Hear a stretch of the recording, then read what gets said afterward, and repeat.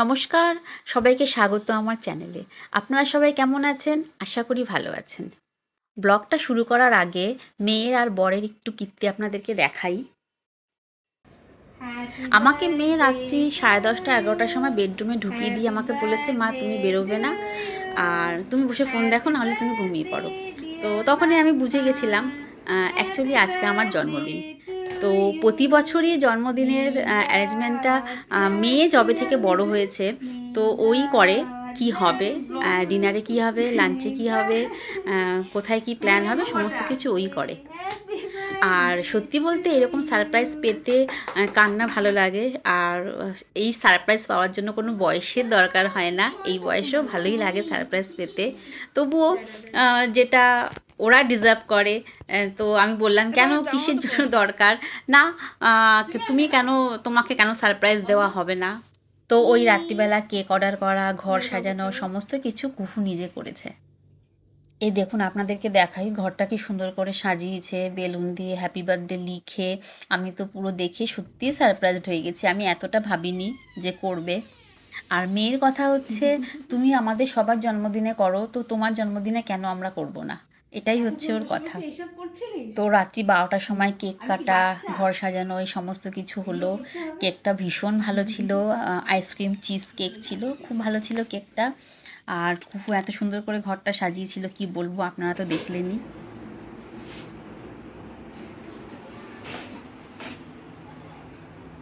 এটা হচ্ছে birthday special menu.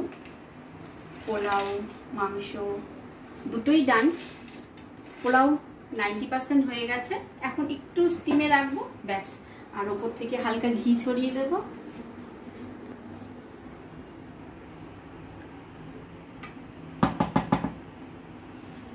Actually আজকের ডিনার করার কথা ছিল বাইরে, তো যেহেতু উইকডেজ পড়ে গেছে তো কর্তামশাই বললেন একটু লেট হবে।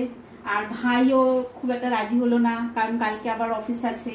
তো মেয়ের ভীষণ ইচ্ছে ছিল, মা কেন জন্মদিনে রান্না করবে, মা নিজের জন্মদিনেরটা কেন করবে, আমরা বাইরে ডিনার করব, মা সবারটা করে, তো মা রান্না করবে না।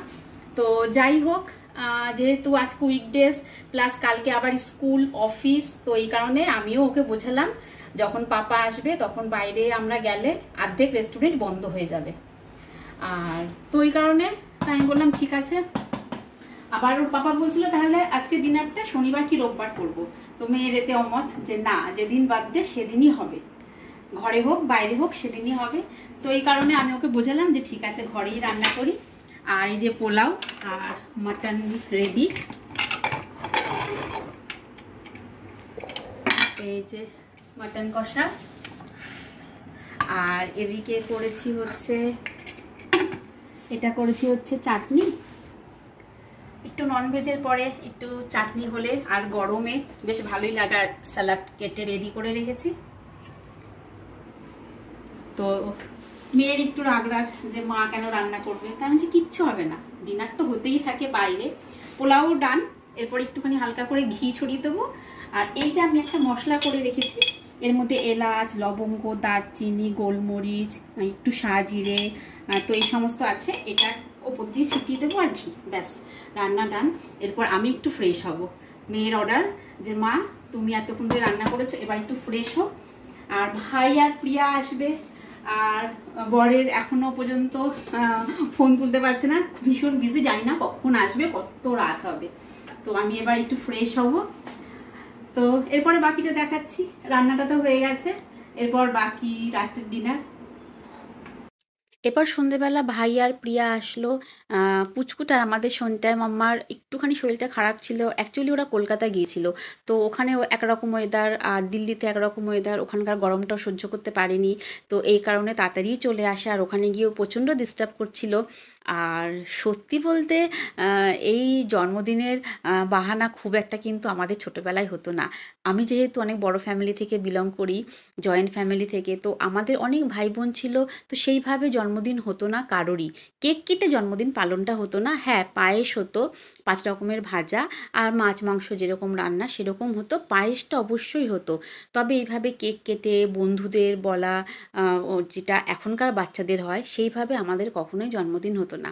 ছোটোবেলা থেকেই দেখে এসেছি মা ঠাকুরের কাছে 5 রকমের মিষ্টি এনে দিত আর পায়েস করতো। তো আমাদের বাড়িতে প্রায় 30-35 জন মেম্বার হতো, ওই সবাইকে শুধু পায়েস কিংবা কখনো কোনো বছর পায়েস লুচি করা হতো। আর হ্যাঁ, 5 রকমের ভাজা, মাছ মাংস। এইভাবেই আমাদের জন্মদিন ছোটো থেকে সেলিব্রেট হয়েছে। আর কোনো বন্ধু বান্ধব, কেক কাটা কোনো কিছুই হতো না। তবে হ্যাঁ, এখন এই ছেলে মেয়ে আর বরের জন্য এই কেক কাটা বা এই সমস্ত কিছু হয়। তবে পুরোটাই মেয়ের ক্রেডিট। আর ছেলে থাকলে ছেলেও করতো, এখন যেহেতু ছেলে 2 বছর ধরে হস্টেলে থাকে, তো ওকে ভীষণ মিস করি এই স্পেশাল দিনগুলোতে। আর ওকে ভিডিও কল করে নিই যখন কেক কাটা হয়। কোথায় এই যে এই গান চালিয়ে ওকে এখন খাওয়ানো হয়, কারণ শরীরটা খারাপের জন্য এখন খাওয়াতে প্রচণ্ড বিরক্ত করে, খুব ঝামেলা করে খাওয়াতে। তো এই গান চালিয়ে ওনাকে খাওয়ানো হয়। আর ওই যে হ্যাঁ, তাকিয়ে রয়েছে টিভির দিকে। বাচ্চারা এই গানগুলো খুব পছন্দ করে। ডাকো ডাকো মামা, ওই যে ঘুরে গেছে, ঘুরে গেছে, খুশি খুশি। যাও যাও যাও, দৌড়ে যাও দৌড়ে যাও। তুমি এসছো? বল আমি এসেছি। বেবি এসছো? ওই টুজুই করতে এসেছি। বাঙালি এই যে লোকের ভুই হয়, বেবি উঠবে। পিসুর সাথে কত মজা মস্তি। ইস ইস। আর এই মেয়ে হ্যাঁ কলকাতায় কি কারোর কাছে যায়নি। এইগুলো দেখবে না মাম্মা, এগুলো কলকাতায় সবাই দেখবে আর তোকে বকবে সবাই। আর সবাই কি বলছে রেগে বলছে তুমি খালি তোমার পিপি বিষ্ণুর কাছেই যাও। হ্যাঁ ওটাই, এগুলো দেখে আরো বলবে ইস কি মা, এগুলোই ভালো লাগে না তোমার? হ্যাঁ ভালো ভালো। Happy birthday to you, happy birthday to you, happy birthday dear mommy, happy birthday to you. কি করেছে মাম্মা এরা? কি করেছে বলো? হ্যাপি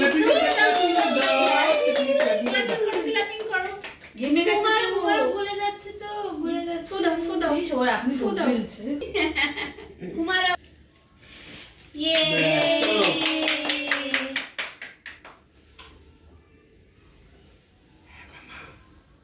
কাটু কাটু করো, কাটু কাটু করো।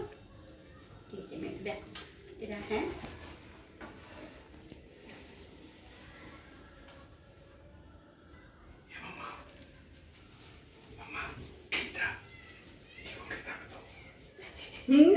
কি বলছে, কি বলছে, কি বলছে দেখো তো। ভাই নিয়ে এসছে কেক, দাও। এই বয়সে আবার খাওয়া, আগে মিমি খাবে। কেক কাটা অল্প দিস মাম্মা। এই যে এই যে টেস্টি মা, টেস্টি। ভাও ভাও, ভালো মা ভালো। দেখো নেই তো নেই তো, আমুলটাই খাবে ও। আর তো দেবো, আর তো দেবো, আর তো দেবো। ক্রিমটা দিতে তো ভালো। ওপর চকলেটটা, ওপর চকলেট। ব্লাউজ বেরিয়ে গেছে তো।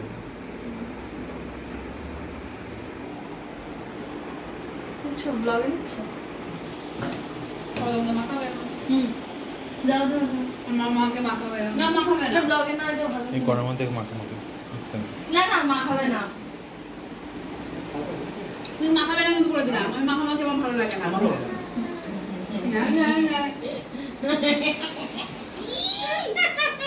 ও ভাবছে কি হচ্ছে, দেখো মুখটা দেখো, ও দেখো দেখো দেখো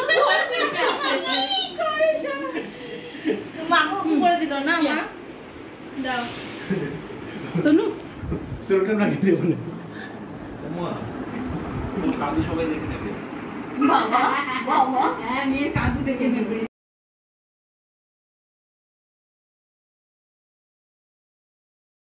তো এখন এই কেক কাটা হলো, আর এই কেক মাখানোর দায়িত্ব তোর পাপারই। এর আগেও বলেছি মেয়ের জন্মদিনে বা ছেলের জন্মদিনে, এরকম ভাইয়ের জন্মদিনে, সবার জন্মদিনে এই কেক লাস্টে মুখে মাখানোর দায়িত্বটা একদম ওর পাপার। হ্যাঁ, আরেকটা কথা আপনাদেরকে বলা হয়নি। প্রিয়া মানে আমার ভাইয়ের বউ, ও কিন্তু ব্লগ করে। ছোট্ট, ছোট্ট ব্লগ ও রেগুলার ছাড়ে। আপনারাও প্লিজ দেখবেন ওর ব্লগগুলো, সাবস্ক্রাইব করবেন ওর চ্যানেলটা। ছোট্ট, ছোট্ট ব্লগ খুব সুন্দর করে। এবার কেক কাটিংয়ের পর সোজা ডিনার। কারণ ভাই স্ন্যাক্সে কিছু খেতে চাইলো না। বলল একবারে ডিনার দিয়ে দে। কারণ তাড়াতাড়ি বাড়ি যাবে। পরের দিন আবার অফিস আছে। তাছাড়া বাচ্চাটাকে নিয়ে ফিরবে। আর রাত্রিবেলা ওরা থাকতে চাইলো না যেহেতু অফিস রয়েছে। আর এই ডিনার করতে বসে একটু গল্প হচ্ছিল, কারণ ভাই আর প্রিয়া এই কিছুদিন আগে, কিছুদিন বলতে কি জাস্ট ৩-৪ দিন আগেই ওরা কলকাতা থেকে ফিরলো। প্রিয়া থাকার প্ল্যান করেই গিয়েছিল যে ১ মাস থাকবে, কিন্তু এত অস্বাভাবিক গরম ওখানে। আর আমাদের পিকুরানিও একটু ডিস্টার্ব করছিল দেখে আর থাকতে পারলো না, তো চলে আসলো। ওই এসে খাবার টেবিলে খেতে খেতে আমাদের ওই গল্পই করা হচ্ছিল যে ওখানকার মাছ এত ফ্রেশ। বলছে এবারে গিয়ে প্রচুর মাছ খেয়েছি, তো ওই মাছের গল্পই হচ্ছিল খেতে খেতে। পায়ে তাল দিচ্ছে, পায়েও তাল দিচ্ছে আবার। Looking very good, very nice.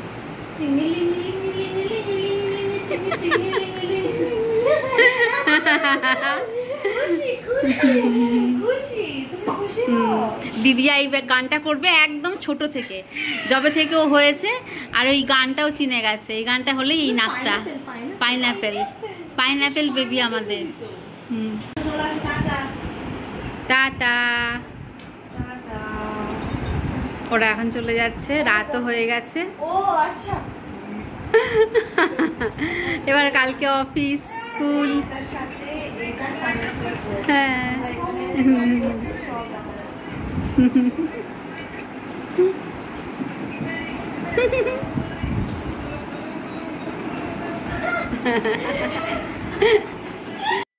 তো খাওয়া দাওয়া মিটলো, এখন ওরা বাড়ি যাবে।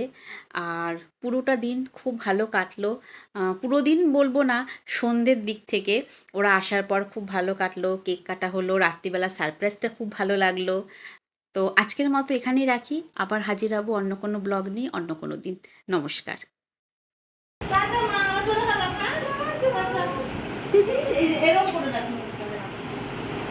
টাটা করে দাও, টাটা করে দাও, টাটা করে দাও।